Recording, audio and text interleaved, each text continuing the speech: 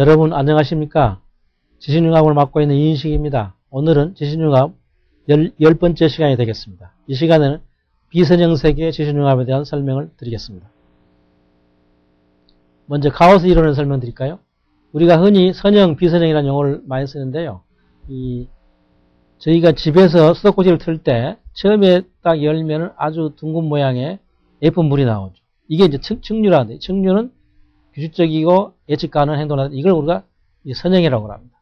즉, 측류는 작은 입력으로 균등하게 작은 효과를 내는 겁니다. 비선형은 뭐냐?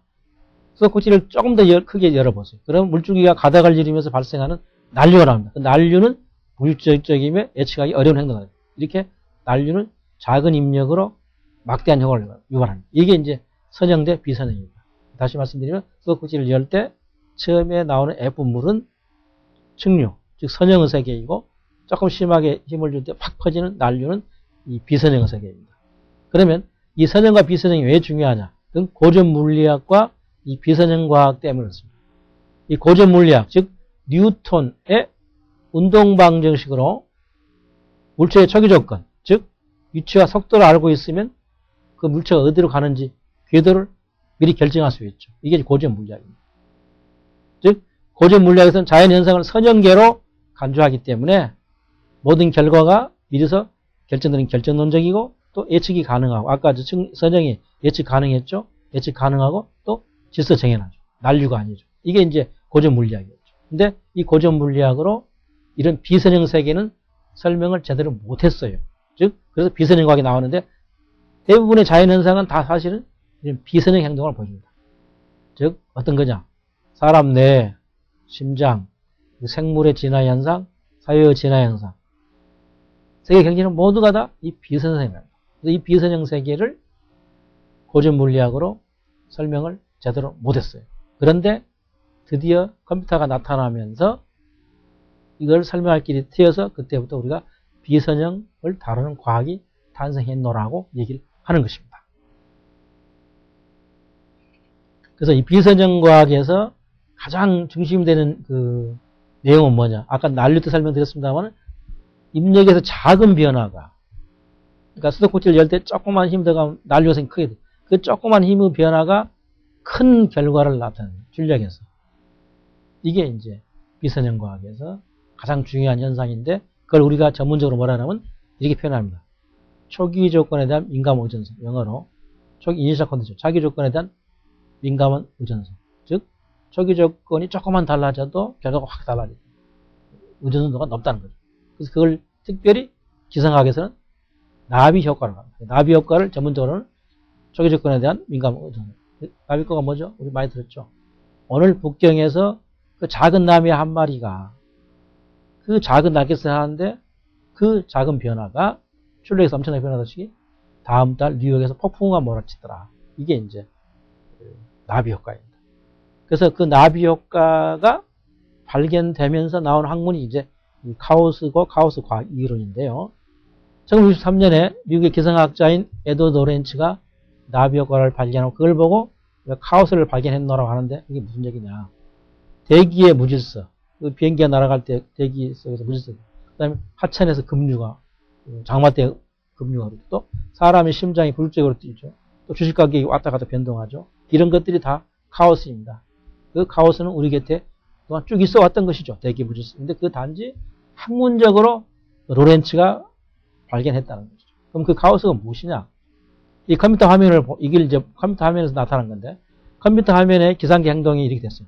이 복잡한 궤도가 일정한 범위에 머무르면서 서로 교차되거나 반복되기 없이 계속 날개 모양 드러냈습니다.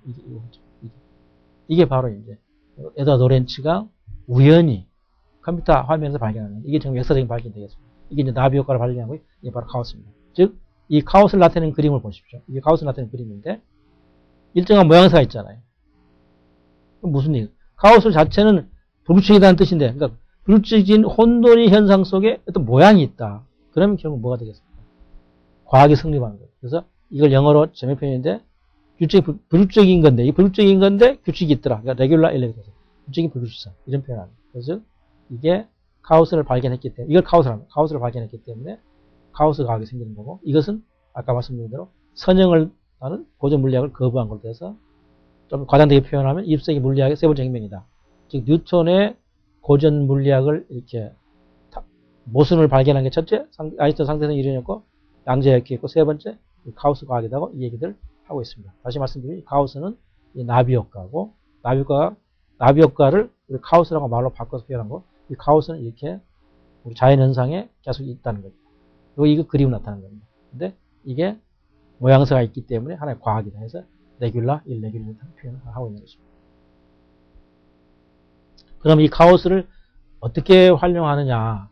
우선 사람 뇌, 그러니까 심장 이 두 가지를 볼까요? 굉장히 중요한 기관이죠. 근데 선반 주시는데 월터 프리만이 뇌 안에서 카오스를 발견했어요. 듣기에 좀 거부가죠. 뇌가 카오스다. 그럼 정신병자 미쳐버려야 할 거 아니겠습니까? 카오스가 나타나죠. 근데 이런 얘기를 했습니다. 신경세포 집단의 복잡한 활동이라고 하는 것은 제멋대로 아주 무작위적으로 보인다. 그러나 그 안에 질서가 있더라는 거죠. 즉 뇌의 복잡한 구조로 말미암아 카오스가 무사모로 나타나더라. 그런 얘기입니다. 월터 프리만 얘기가. 그래서 뇌의 활동이 카오스이기 때문에 뇌가 외부 세계에 유연하게 반응하고 새로운 아이디어를 낼 수 있다. 이건 전혀 그동안의 설명과 다른 것입니다. 그 다음에 또 심장 안에, 심장이 카오스 일어나면 결국 우리가 심장마비 죽을 것 같은데 심장에도 카오스 있다는 겁니다. 즉 1980년대 후반에 에어리 골드버그가 심장에서 카오스를 발견했어요. 즉 심장박동 횟수가 규칙적인 거면 우리가 건강하다 생각해요. 심장박동이 제대로 규칙적으로 뛰어야 우리는 건강하다 했는데 이 양반 얘기는 아니에요. 전혀 다른 소리 했습니다. 즉 심장에서 카오스가 발생, 즉 규칙적으로 뛰지 않더라도 그럴수록 더 건강하고 도리어 심박수, 심장박동수가 규칙적일수록 질병에 걸릴 조짐이 높다. 이렇게 전혀 다른 얘기를 했습니다. 물론 심장의 모든 질병이 규칙적인 리듬에서 비롯되는 건 아니지만 이렇게 설명을 한 것입니다. 그래서 이렇게 카오스 이론으로 가지고 새롭게 여러 가지 현상을 이제 설명하기 시작했는데 그렇게 현상을 설명하는데 그치지 않고 도리어 카오스도 이제 우리 손에 넣고 한번 컨트롤, 제어하자는 쪽으로 갔습니다. 그래서 카오스 이해에서 한 단계 더 올라가서 정복하는 단계로 지금 진입한 상태입니다. 그래서 카오스를 이제 우리가 보기만, 관찰만 할 게 아니라 우리 마음대로 조정할 수 있기 때문에 그걸 활용하는 제품들을 개발하게 된 겁니다. 그래서 우선 난류가 카오스니까 그 난류가 발생하는 원인을 알아가지고 물속에서 움직이는 장치를 발명하게 된 것이고 또 레이저가 비슷한 레이저의 불안정 파동을 이렇게 안정되게 하는 그런 역할도 카오스를 활용해서 하고 있습니다. 이 카오스 과학과 같이 가는 게 프랙탈 기하학이죠. 이 프랙탈 기하학 하면 딱 떠오르는 인물이 이 베노이트 만델브로트라는 사람입니다. 이 사람은 프랙탈 기하학을 창시한 사람인데요. 그래서 이 사람이 뭐냐면 우리가 생각하는 기하학은 유클리드 기하학입니다. 우리 기하학이라고 하는 거죠. 근데 그것이 진리가 아니다라고 했어요. 무슨 얘기냐? 구름은 꼭 둥근 게 아니고 우리 구름은 둥근다고 생각하죠. 산은 원추형이 아니고 번개는 직선으로 가지 않는다. 이렇게 얘기를 했어요. 즉 새로운 기하학이 필요하다는 얘기입니다. 그래서 1967년에 아주 유명한 논문을 발표했어요. 무슨 얘기냐? 영국의 해안선은 그 길이가 무한대라는 거예요. 영국 해안선 길이가 우리가 딱 정해진 것 같은데 무한대다. 왜 그러느냐? 해안선에 그 많은 자갈들이 놓여있는데 그 자갈들 하나를 자꾸 따져가면 따져서 이렇게 길이를 재면 재면수록 정말 그 해안선은 무한대라는 거예요. 해안선 길을 잴 때 해안선에 있는 모든 물건들을 다 재본대요. 모래, 그런 얘기를 했어요. 즉 무슨 얘기냐? 해안선에 있는 모든 세세한 것들까지 다 포함해서 잰 다음에 길이가 무한대다. 이렇게 해서 이런 개념하에서 베노이트 만델브로트는 유클리드 기하학을 비판하는 새로운 기하학이 필요하다고 스스로 한 겁니다. 이런 그 새로운 기하학이 나온 데는 물론 배경이 있죠. 그 대표적인 배경이 코흐 곡선입니다. 이제 나온 코흐의 능선 곡선인데요. 이렇게 1904년에 헬게 본 코흐라는 사람이 이제 낸 생각인데요. 정삼각형이죠, 여기서. 여기에서 출발해서 각변을 3분의 1 잘라요. 잘라가면서 이렇게 삼각형을 추가해 갑니다. 계속 이렇게. 3분의 1 잘라갑니다. 끊임없이, 끊임없이. 그러니까 정상을 출발해서 각변을 3등분 해가지고 거기에 삼각형을 좋게 추가해서 그러면 이런 눈송이가 나와요. 이게 이제 코흐의 눈송이입니다. 그 곡선이라고 하거든요. 그러면 이렇게 했는데 여기에 자 보세요. 출발점이 된 삼각형 이게죠. 삼각형으로 원을 그려 이렇게 원 그린다고 합시다. 이렇게 원을 그리는 거죠. 원을 그렸다. 근데 원을 그렸는데 이 코어곡선이 원 밖으로 나갈 수가 안 나가잖아요. 이렇게 계속 이 안에서 도니까. 이렇게. 즉 출발점 삼각형 주위로 원을 그렸을 때 코어곡선은 그 원 밖으로 나가지 않아요. 그럼 이게 이상한 거죠. 이 계속 지금 선을 그어가면 무한대로 자꾸 지금 이게 코어곡선이 늘어나는데 그럼에도 불구하고 이 무한곡선 같은 게 둘러싸고 있는 이 면적은 원 밖으로 못 나가죠. 그게 무슨 얘기냐. 눈송이 면적은 항상 원의 문제 클 수가 없죠. 밖으로 못 나가니까. 즉 작은 삼각형을 무수히 계속 이렇게 축구해가 3분의 추가해 가더라도 코어곡선 안의 전체 면적은 유한하다는 거예요. 왜냐? 이 밖으로 못 나가니까. 즉 무한하게 보이는 길이의 코어곡선이 유한한 면적을 둘러싼다. 즉 무한한 길이의 곡선이 유한한 면적을 둘러싼다. 그렇죠? 이 면적은 유한한 이건 이 지금 이 길이는 코어곡선 무한히 계속 늘어날 수 있잖아요. 그림은 그럴수록 곡선은 무한대로 늘어나는데 그래 본들 이 곡선 안에 이 면적은 유한하죠. 왜냐? 이 원 안에 들어가 있으니까. 그래서 이런 패러독스가 발생한다. 그래서 여기에서 이제 코어곡선 같은 걸 보고 그걸 설명하는 새로운 기하학이 나온 게 바로 이제 브레타 기하학인데요. 그래서 코어곡선은 금방 그 보여주신 코어곡선은 유클리드 기하학으로는 선임으로 1차원이에요. 근데 만대표는 뭐라 했냐면 그 곡선이 무한한 길이 곡선이 유한한 면적을 둘러쌌잖아요. 그래서 이것은 그냥 1차원이라고 보긴 곤란하다. 2차원 근데 또 2차원은 아니잖아요. 즉 코어곡선은 1차원도 1차원 이상이지. 분명히 1차원은 1차원인데 2차원은 아니다. 그러니까 1과 2 사이에 있는 거예요. 왜냐? 다시 말씀드리면 그 코어곡선은 길이가 무한대죠. 코어곡선은. 그런데 유한한 면을 둘러싸죠. 그래서 이걸 보고 1과 2 사이에 있다. 차원 사이. 그래서 그걸 분수라고 해요. 분수. 분수라는 게 그렇죠. 1.5, 2.3 이렇게 분수. 분수 차원. 즉 물질적이나 불등불등한 성질은 분수 측정해야 한다는 거죠. 그 코어곡선을 보고. 즉 공을 한번 보고 공을 멀리서 보세요. 점으로 보죠. 이게 0차원이다. 가까이 보면 입체가 3차원이다. 이렇게 차원이라고 하는 것도 관찰 대상 위치에 따라서 0차원, 3차원으로 분수로 왔다 갔다 하는 표현. 그래서 이제 분수차원이라는 개념을 또 냈어요. 프랙션이라면. 이게 만대브루트. 그래서 예를 들면 영국 해안선은 1.2차원, 곡선은 1.1618차원, 단백질이 2.3. 이렇게 정말 기발한 그 개념을 소개를 했습니다. 그리고 그러한 자연현상들은 어떤 특성이 있느냐. 이게 자기유사성 안테나인데 이거 보십시오. 자연현상이라고 하는 건 대부분 질서가 있는데 그 안에 혼돈이 있더라. 아까 그 빛적 불규칙이라는 표현을 했었는데 그래서 빛적인 불규칙이라는 표현을 여기서 아까 했었죠. 다시 한번 하는데 그러니까 그런데 그 불적인 정도가 그 정도, 불적인 정도는 규모가 크건 작건 항상 같다는 거죠.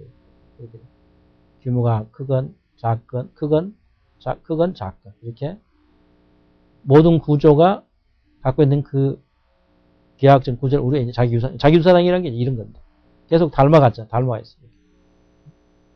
그래서 이러한 것들, 그러니까 분수 차원, 그래서 이런 것들을 한꺼번에 그 개념을 통과할 수 있는 용어가 필요하다 해서 만든 게 프라탈 기하학이라는 표현을 만들었어요. 프라탈이 뭐냐, 이 프라탈.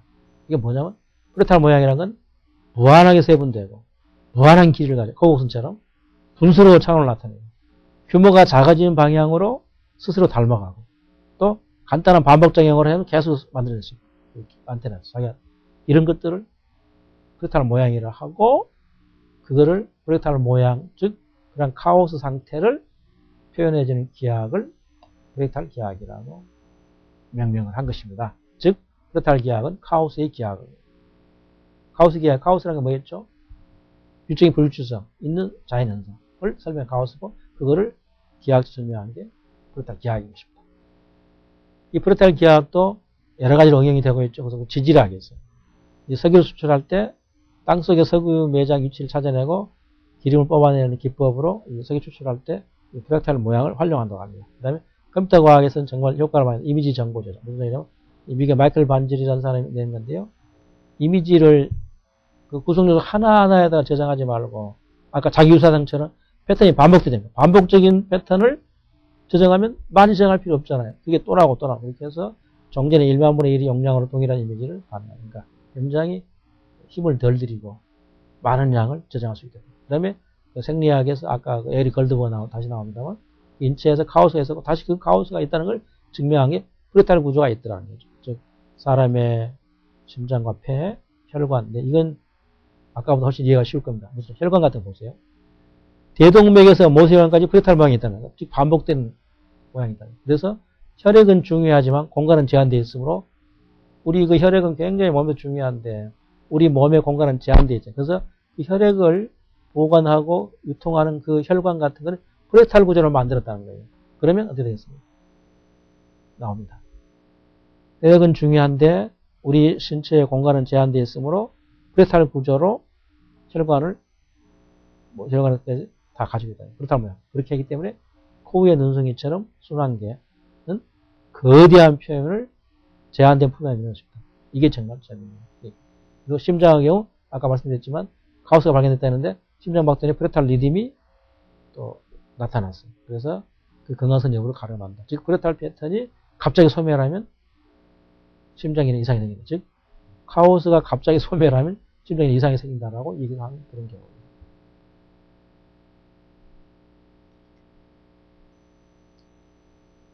그 다음에 이제 그 비선형 과학에서 카오스 다음으로 중요한 게 이제 복잡성 과학입니다. 비선형 세계에 여러 가지 예를 들었습니다만 사람운내라든가 증권시장 이런 것들에 카오스만 있는 게 아니에요. 그래서 비선형 세계에는 카오스만 있는 게 아니라 그 카오스 대신에 질서를 형성하는 그런 또 다른 세계에서 그게 바로 복잡성 세계예요. 한번 보시죠. 그러니까 난류만 있는 게 아니라 카오스가 바로 난류니까. 그러면 이 세계는 존재할 수 없겠죠. 근데 그 비선형 세계, 복잡성 세계인데 복잡성은 바로 카오스가 아니라 질서가 있다.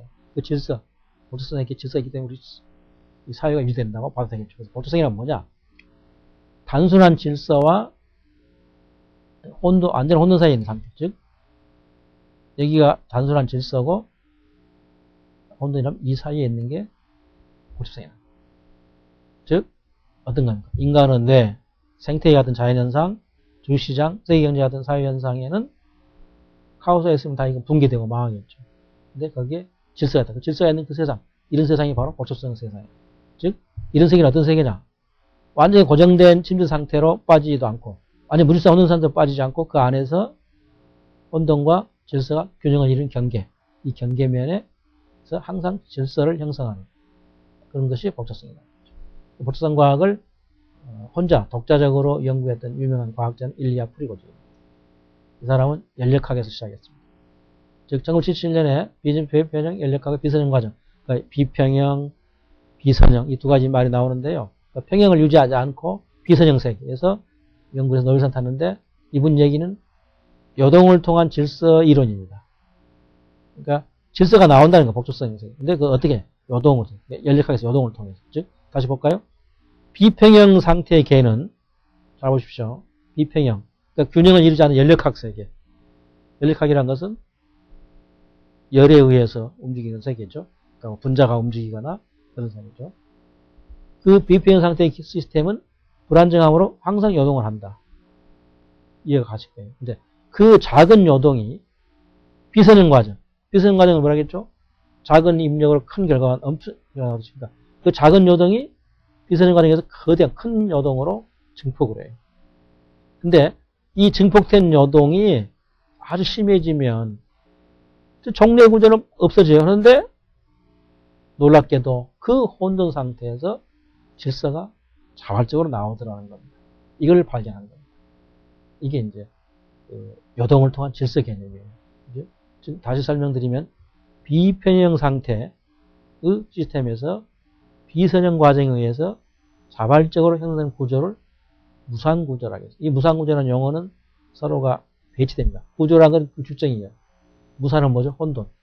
혼돈이라는 용어와 구조의 용어가 아주 절묘하게 맞았습니다. 그러니까 무상구조다.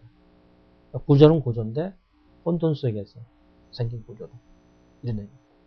즉 혼돈으로부터 새로운 질서가 출현한 것은 무상구조. 정말 재미있는 절묘한 표현이에요. 그래서 이 연구를 가지고 노벨상을 탔을 뿐 아니라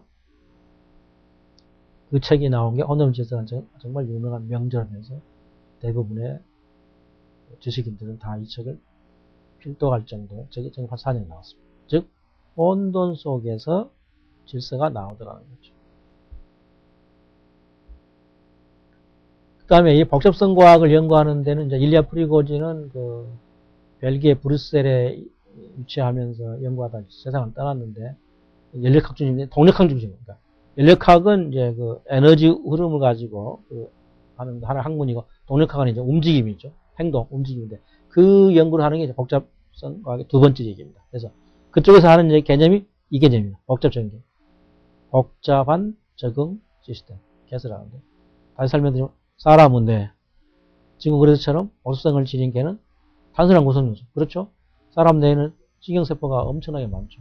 또 지금 그래서 주주 투자자가 많죠. 이렇게 여러 단순한 구성 요소가 수많은 방식으로 상호작용 때문에 복잡성이 발생한다는 겁니다. 즉, 이 복잡한 게 사람은 뇌나 증권거래소는 환경의 변화에 수동적으로 반응하지 않고 구성 요소를 재조직하면서 능동적으로 적응한다. 즉 복잡적인 거. 그러니까 복잡한 구성 요소로 되어 있으면서 환경에 적응한다 해서 우리가 복잡 적응계라고 표현합니다. 그래서 여기 복잡 적응계를 정의해서 복잡 적응계를 연구하는 게 바로 복잡성 과학입니다. 사이언스 컴프레시드라고 영어하는데 미국의 멕시코주에는 뉴멕시코주에는 산타페 연구소에서 복잡성 과학을 연구하는 연구소가 있습니다. 그래서 여기서 뭘 하냐? 이 복잡 적응계에서 질서가 자발적으로 형성되는 그 자기조직화 원리를 연구합니다. 자기 스스로가 조직을 만든다. 그런 쉽게 설명하는. 그러니까 이 자기조직화라는 건 뭐냐면 자발적으로 질서가 형성되는 그 원리를 말하는 겁니다. 그래서 복잡 적응계는 자기조직화 적응이 있으므로 그 단순한 구성요소, 아까 말씀드린 뭐 신경세포나 주주 이렇게 쓰는 것들이 적응, 환경의 적응과 경쟁을 통해 보다 높은 수준의 복잡한 구조를 형성한다. 다시 설명드리면 우리 단백질 분자로 몸이 되어 있죠. 이게 단순한 구성요소예요. 근데 스스로가 자기 조직을 해서 질서를 형성하기 때문에 생명이 있어요. 우리가 어떤 외부 힘을 가하지 않은데도 그렇죠. 제가 제 단백질 분자한테 명령을 가하지 않잖아요. 자기 스스로가, 즉 다시 말하면 단순한 구성요소가 자기 조직화 능력이 있기 때문에 환경에 적응해서 복잡한 구조, 즉 생명을 만드는 거예요. 또 기업과 소비자가 국가, 즉 복잡 적응계는 구성요소에는 없어요. 질서가 없어. 단백질 분자에 생명이 없는데 우리 몸에 생명이 있잖아요. 살아 움직이죠. 이렇게 복잡 적응계는 구성요소가 갖지 못한 것을 갖고 있다. 즉 구성요소를 모아놓은 전체 구조에서 새로운 특성이나 행동을 우리가 뭐냐면 정말 알아둬야 할 용어. 이머전스한다. 창관입니다. 이걸 창관합니다. 이 용어는 정말 중요합니다. 그러니까 복잡 적응계에 그 구성요소는 없는데 전체는 있는 거. 그걸 우리 창관했다고 하는 겁니다. 그래서 이 산테프 연구소에서는 물리학, 생물학, 경제학, 컴퓨터과학에서 원로 중견 학자들이 총집계해서 소위 자기 조직과 원리를 연구를 하고 있습니다. 몇 가지 연구 사례를 볼까요? 아마 복잡성과학에서 가장 대표적인 이론가라면 슈차트 카우프만을 꼽게 됩니다. 이분은 생물학자입니다. 그래서 개체 발생, 우리 개체, 무슨 말이냐면 수정란이 성체, 어른 몸뚱이가 될 때까지 그 세포 분열 과정이 무수히 거듭되는데 그거를 연구한 겁니다. 그러니까 세포 분열이 진행되면서 다양한 구조 기능을 갖도록 세포가 분화되는 거예요. 분화와 분열은 다르죠. 분열은 세포가 둘이 넷다고 하는 건데 분화는 기능을 갖게 되는 겁니다. 그러니까 그 세포 분화가 사실은 생물학의 하나의 아직도 제대로 풀리지 못한 수수께끼인데 그 세포 분화에 대해서 특별한 이론을 낸 게 슈차트 카우프만입니다. 즉 이 사람은 뭐라 했냐면 그 세포가 분열을 하면서 눈은 눈, 뭐 눈세포, 뭐 간장 이렇게 다 다양한 기능을 갖는 것으로 되는 거. 그런 기능 갖는 세포 분야를 뭐라고 했냐면 생물체에 질서가 있다는 겁니다. 그게 뭐냐? 공짜, 포뿔이 공짜는 뜻이죠. 제가 이렇게 표현했어요. 부전자는 뭐죠? 부전자원이라는 뜻이죠. 처음부터 있는 거. 그러니까 우리 몸속에 자연 발생적으로 질서가 있다는 겁니다. 그 세포 질서. 그러니까 생물체에 질서가 있다는 거예요. 이 질서를 우리가 영어로 전문 용어인데 이 사람이 만든 건데 오다포 풀이. 공짜로 주어진 질서. 애당초 있던 질서. 이 부전성이 있다고 카프만이 설명을 하고 그래서 이 결론을 위해서 뭐라고 했냐면 생물체가 진화한 것은 자연 선택만으로 되는 게 아니다는 거예요. 진화론만 되는 게 아니라 이런 몸속에 부전성이 있기 때문에 자기조직화를 하기 때문에 멈춰요. 그래서 이 두 가지 자연 선택과 자기조직화가 결합이 돼서 생물체가 진화했다는 그런 독특한 이론을 했어요. 즉 이건 뭐냐? 생물체 질서가 자연선택의 결과라는 그런 통념의 반기를 든 거나 마찬가지죠. 즉 자기 조직화에 의해서 나타나는 자율적인 질서가 모든 생물에 비춰된다. 그런 그 새로운 질서 개념을 넣습니다. 부전 질서 개념을. 그래서 생명은 자발적인 질서와 우리 몸속에 있죠. 부전 질서가 그 질서를 다시 이렇게 다듬는 자연 선택이 상호 협력에 의해서 존재한다는 거죠. 즉 이게 무슨 얘기겠습니까? 생물체는 자발적인 질서는 뭐죠? 우연히 있는 거죠. 타고난 거죠. 자연 발생적으로. 즉 우리 생물체는 우연의 사물인과 동시에 자연 선택은 하나의 체계에 의해서 되죠. 적응해서. 그러니까 질서의 사물. 그래서 이 사람이 만든 용어가 법성과학을 상징하는 용어가 되는데 엣지 오브 카오스.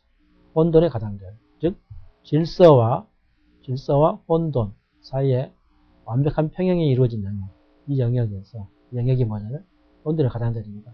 그러니까 질서로 완전히 빠지지도 않고 혼돈 빠지지 않은 아주 그 묘한 그 단계, 복선과학 단계. 이 단계에서 혼돈의 가장자리라고 표현을 하고 생명은 이 혼돈의 가장자리에서 출현한다는 절묘한 표현을 했습니다. 이건 정말 유명한 말이에요. 즉 생명은 복소성의 소산이라는 거죠.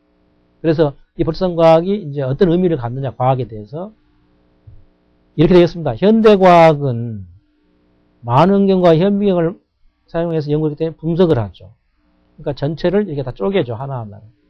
하나를 쪼개가지고 하나를 이해한 다음에 이걸 다 모으면 전체를 이해한다는 거죠. 이게 바로 분석적 방법인데 그걸 뭐라고 하냐면 환원주의라고 합니다. 즉 사물을 간단한 구성 요소로 다 나눠요.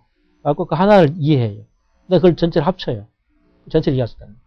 이게 이제 환원주의인데 불성과학이 등장하면서 됐다고요? 아까 그런 얘기했죠. 구성 요소에는 없어요. 이거 뭔 전체가 나오죠. 그러면 이 전체를 이해하려면 구성 요소를 아무리 백날 연구해서 버텨도 안 나오죠. 그러니까 어떻게 된다고요? 전체를 종합적으로 봐요.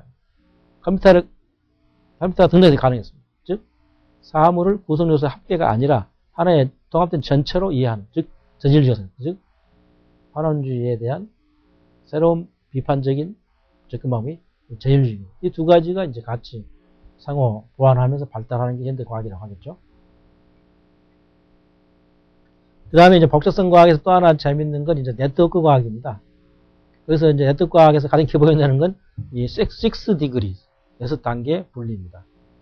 이건 무슨 얘기냐면 지구상의 모든 사람이 5다리, 그러니까 6단계라는 건 이렇게 보십시오. A, B, C 이 세 사람인데 A하고 B가 알고 B가 C가 하는데 A하고 C가 하려면 2단계에 떨어졌지만 다리는 한 단계, B라는 다리 하나, 중간에. 그래서 이제 다른 6단계. 단계는 이게 표시하고 다리는 이게 중간에 있는 거죠. 즉 6단계 분리라는 건 지구상의 모든 사람이 5다리만 건너면 이게 다리인데 다리만 건너면 어느 누가 더 통할 수 있다는 게 미국에서 내려오는 하나의 속담이었고 또 이게 한국으로 증명이 됐습니다. 즉 서로 모르는 두 사람도 기껏해야 6단계만 떨어지죠. 이게 6단계 떨어졌다는 건 5다리만 건너면 똑같은 말입니다. 그래서 이게 무슨 뜻이냐면 우리 모든 인류가 다 연결되어 있다. 인류가 연결되어 있다면 지구가 좁다 해서 이게 나온 게 소위 작은 세계 이론입니다. 스몰월드입니다. 이 작은 세계 현상을 연구한 사람이 60년에 유명한 미국의 사회학자 스탠리 밀그레이입니다. 이 사람이 어떻게 했냐? 미국 중서부 사람들에게 편지 뭉치를 보냈어요. 무작위로.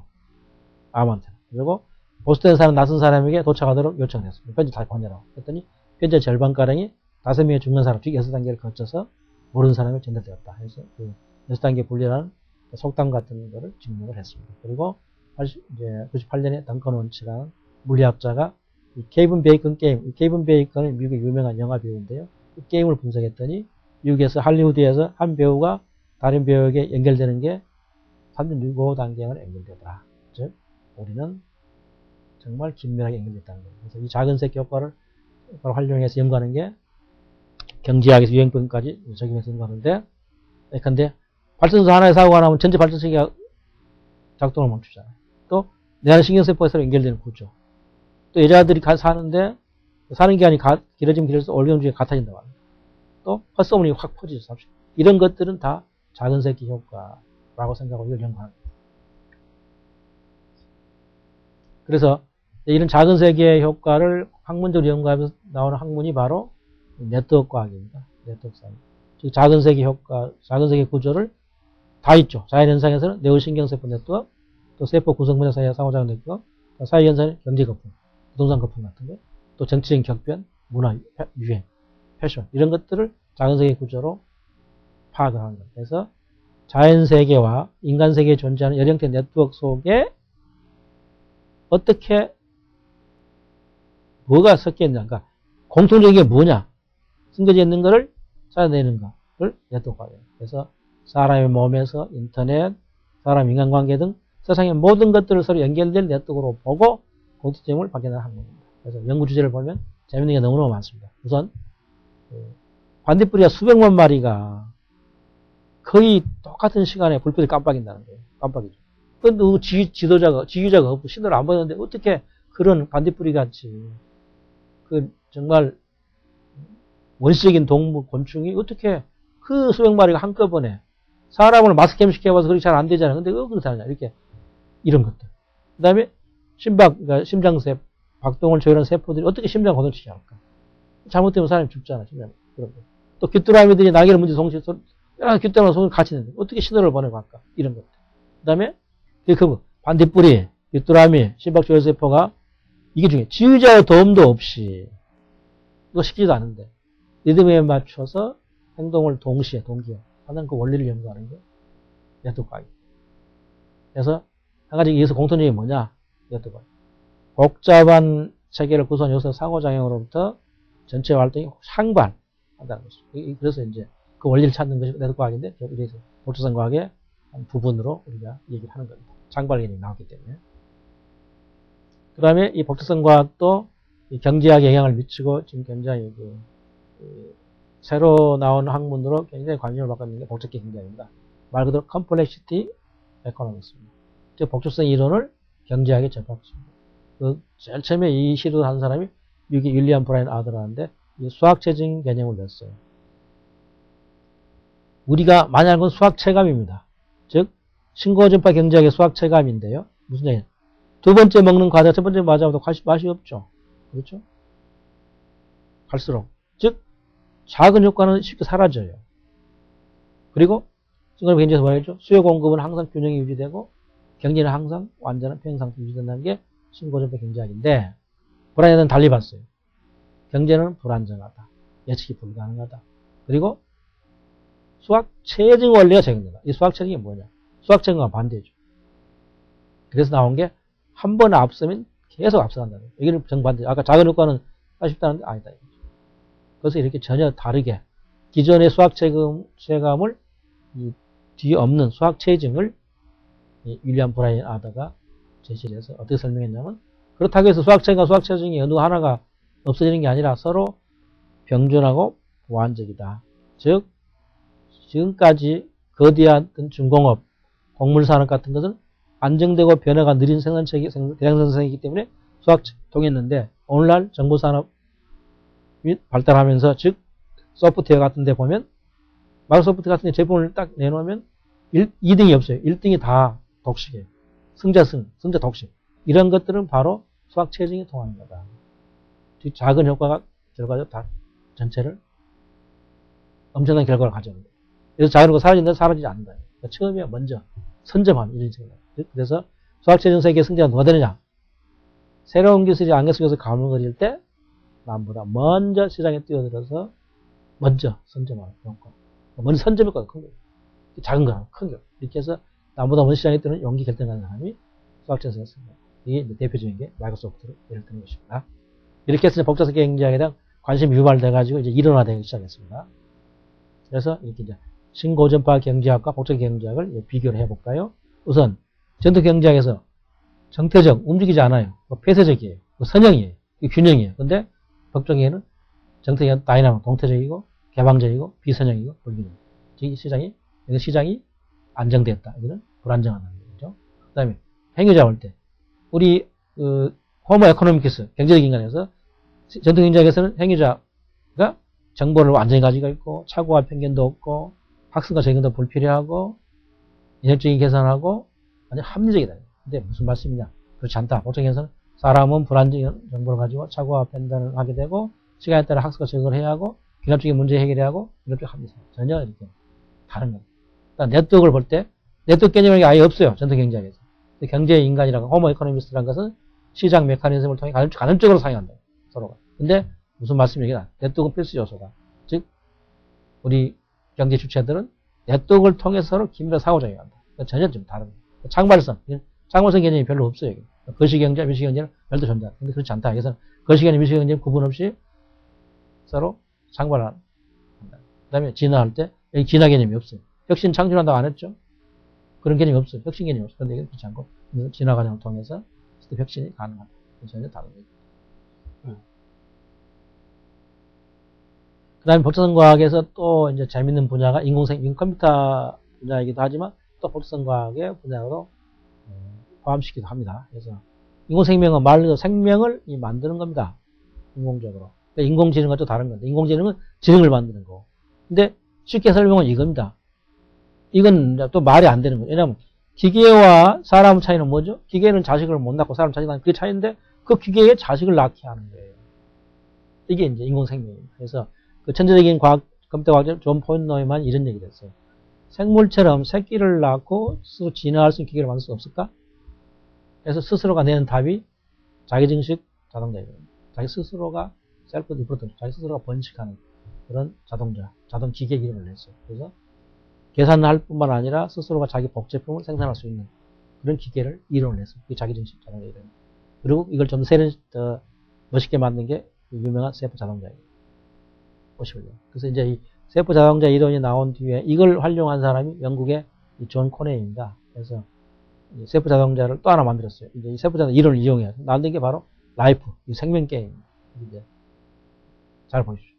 이 네모난 칸으로 구성된 매트릭스 격자 모양의 판 위에 혼자 하는 게임이에요. 혼자. 그래서 근데 규칙이 세 가지 있어요. 이 세 가지 규칙으로 죽고 살고, 그러니까 살고 죽고 태어나는 걸 결정해요.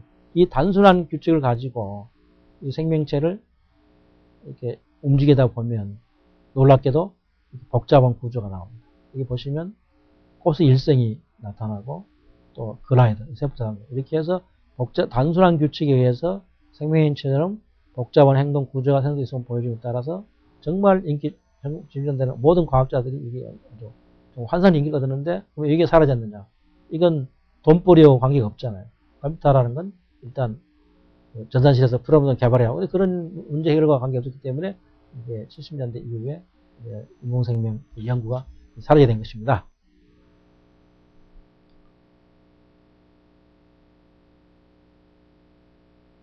그러면 좀 더 인공생명의 개념을 이제 설명을 할까요? 아까 배경을 설명드렸고 인공생명은 이렇게 영어로 이렇게 표시합니다. 이렇게 독특한 표현입니다. 그래서 1987년에 진짜 이름 없던 무명의 과학자인 크리스토퍼 랭튼이 1980년에 인공생명 제1회 학회를 이제 개최했어요. 그래서 이 크리스토퍼 랭튼이 정의 내린 건 뭐냐면 생명체의 특성을 나타내는 행동을 보여주는 인공물의 연구입니다. 즉 살아야 하는 것 같은 행동을 보여주는 인공물 개발. 이게 인공생명입니다. 그래서 인공생명 전제는 뭐냐? 생명을 잘 보십시오. 그 생물체 구성물질 그걸로 보질 않아요. 그걸 적절한 방식을 봅니다. 그러니까 생명을 우리 이렇게 단백질 구성 그런 우리 단백질 탄수화물 이렇게 우리 구성하는 물질 자체로 보질 않고 그런 물질들이 어떤 방식으로 조직했느냐 이걸 보는 겁니다. 그렇게 해서 그런 물질 상호작용으로부터 상반하는 특성이라고 생명을 전제하는 것입니다. 즉 그런 구성요소의 상호작용이 생물체 행동을 보여줄 수 있도록 구성을 조직할 수 있다면 그게는 생명을 갖게 되고 있다. 그러니까 그 생명체의 물질로부터 이게 물질을 제거시키고 생명체를 구성하는 거 논리, 방식만을 중심으로 연구하는 겁니다. 그래서 이렇게 다시 설명하면 생물학에서는 생물 개념이 어떻죠? 단일생명 화학적인 기계죠. 근데 이 인공생명은 뭐냐면 단순한 기계가 수만 개 집단체를 이뤘다는 것이고 생명의 구조는 계층 구조, 즉 세포, 단백질, 기관 이렇게 쭉 나가는데 그렇지 않고 여기서는 하나의 그것은 단순한 그러니까 이렇게 물질이 이렇게 단계별로 올라간 게 아니다. 하나의 방식이다, 과정이다. 연구 목적은 구성 요소의 하나를 연구하죠. 세포다, 단백질. 근데 이건 그렇지 않고 생명 덩어리 전체를 연구하는 거예요. 그래서 연구 방법은 아주 쉽게 설명하면 이렇게 하향식 하나씩 내려오죠. 사람 몸, 기관, 세포핵, 분자 이렇게 내려가는데 이건 아래서 위로 그러니까 하나하나의 아까 말씀드렸죠. 구성 요소의 상호작용이 생물체 행동을 벌써 조직할 수 있다. 이게 조직을 하는 겁니다. 그래서 그 단순 구성 요소를 조직했을 때 그것을 생각지도 않았던 새로운 어떤 현상이 창궐하는 그게 바로 생명이라는 것이죠.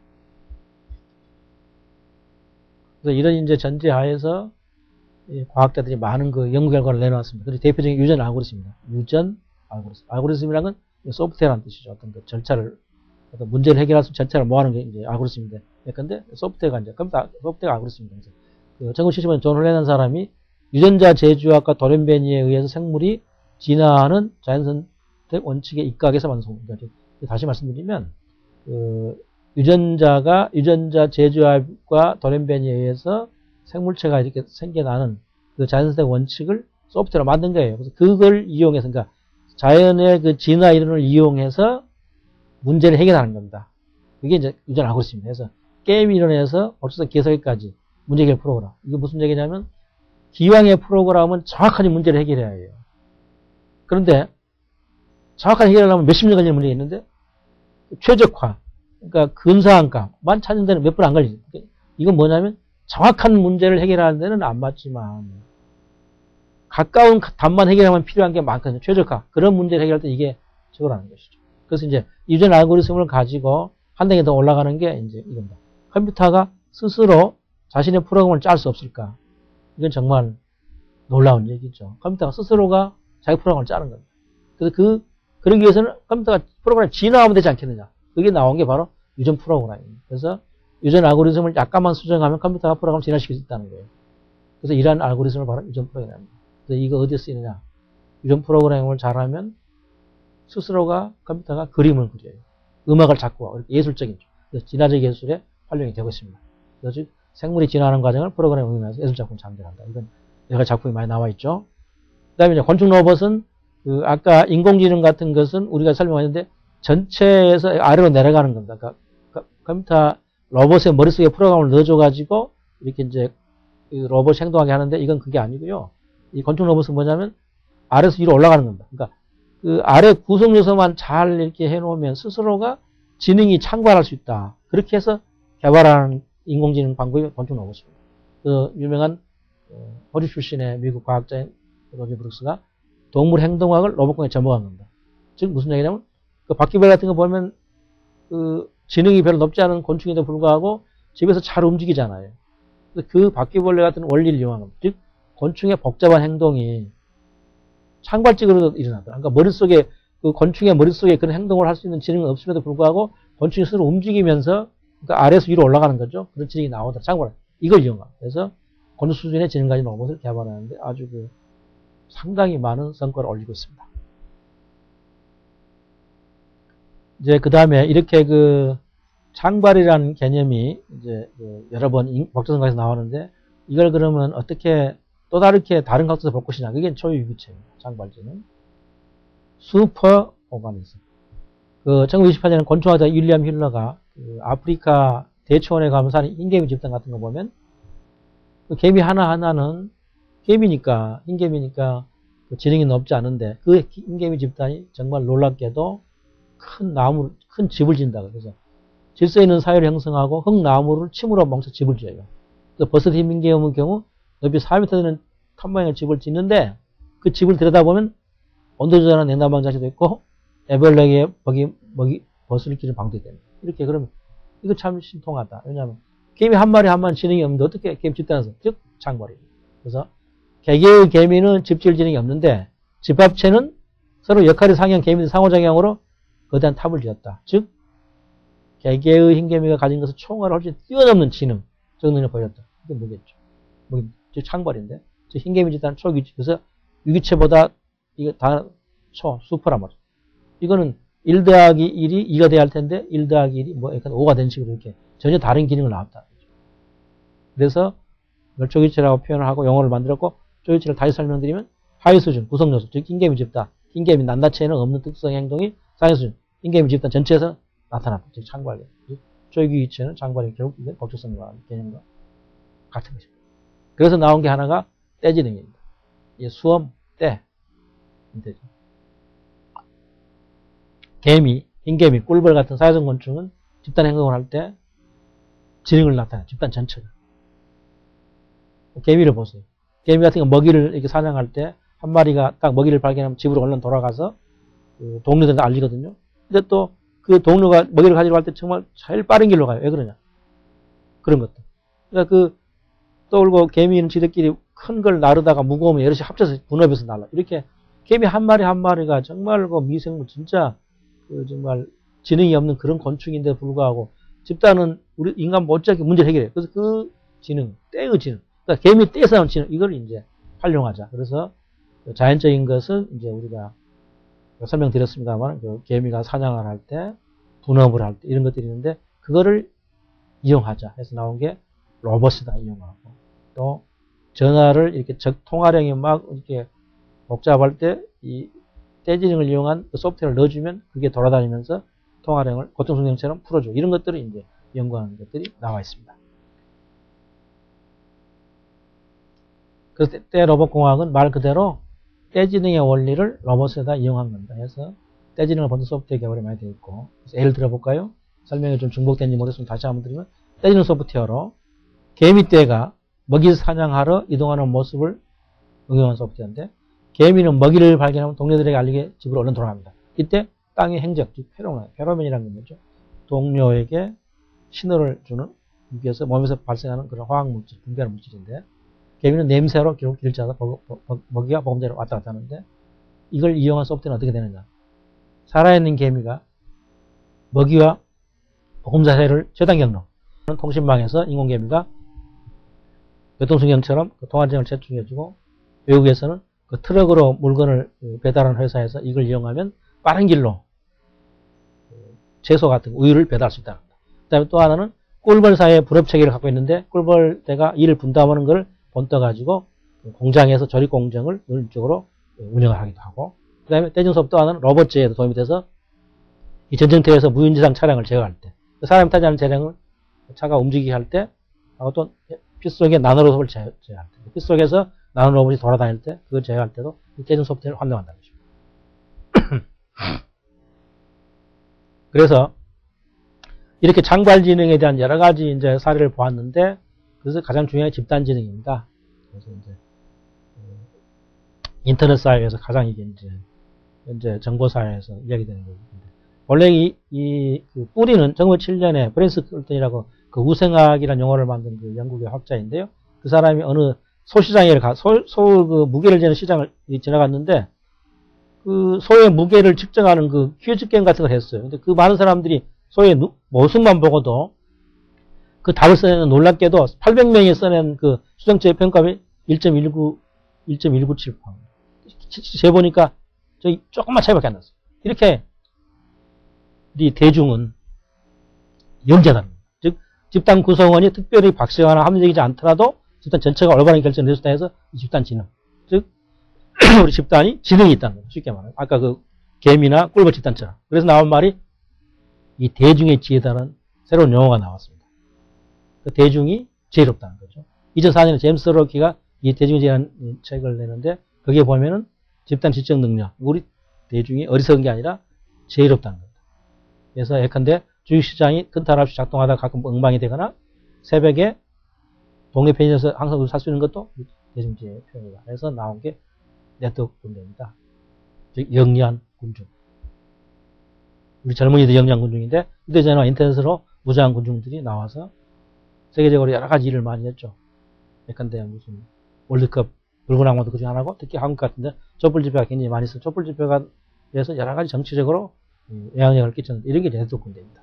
이 네트워크 군대가 바로 집단 지능의 하나의 사례다. 그리고 이런 것들은 바로 대중이 지혜롭다는 거다. 근데 이렇게 해서 이 얘기를 해서 오늘날 그 인터넷 사회에서 우리 모두가 대중들이 지혜롭다고 합니다만 사실 그 반드시 그런 것인가에 대한 또 다른 쪽에 이제 시각이 있는데 그래서 집단을 비하하는 발언들도 있어요. 그래서 집단이 무슨 지능이 있느냐.